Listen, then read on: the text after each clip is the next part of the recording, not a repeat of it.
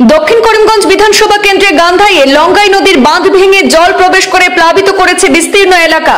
ক্রমশ জল বাড়ছে লঙ্গাই নদীতে। পাথারকান্দি মেন শহরের তাপাতার পাড়ার লঙ্গাই নদীর বাঁধের অবস্থা একেবারে ভয়ঙ্কর পরিস্থিতিতে রয়েছে। দুশ্চিন্তায় অনিদ্রায় রাত কাটাচ্ছেন স্থানীয়রা। যে কোনো সময় বাঁধ ভাঙার অবস্থায় রয়েছে তাপাতার পাড়ায়।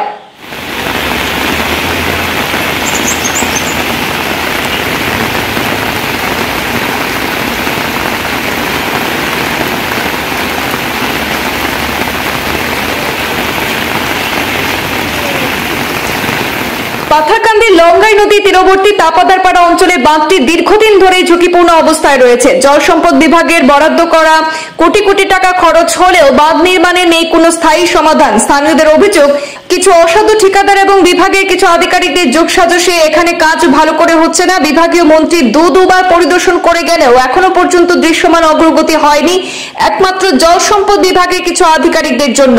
তাপাদারপাড়া বাঁধ যে কোনো সময় ভেঙে পড়তে পারে বলে আশঙ্কা করছেন সচেতন নাগরিকরা।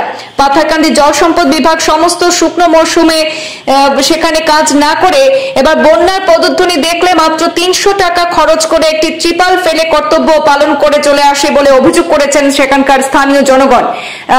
তাপাদারপাড়ায় সেখানে লঙ্গাই নদীর বাঁধের অবস্থা একেবারে ভয়ঙ্কর অবস্থায় রয়েছে।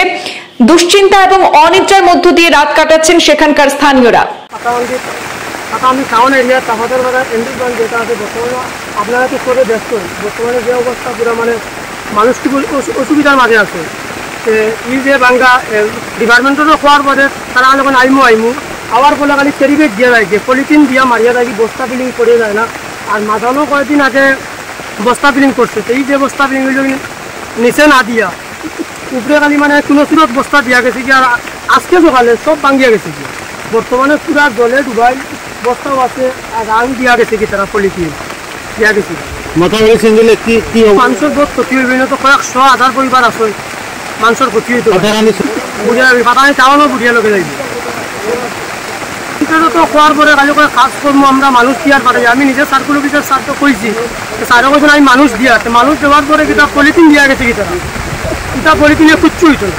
এই যে পলিথিন দিয়া গেছে এটা কুচ্ছু হইতো না, মানুষের কিন্তু আরো বেশ ক্ষতি হইব। মানুষ যাইবা করবো কিন্তু আরো বেশ ক্ষতি হইব। এই যে পলিথিন দিয়া গেছে, বর্তমানে যদি বস্তা বিলিং না করে তাহলে ভয়াবহ সৃষ্টি হইবে, যেন জলদি ভাঙিয়ে যাইব আজকে রাত্রে বিক্রি। বর্তমানে তো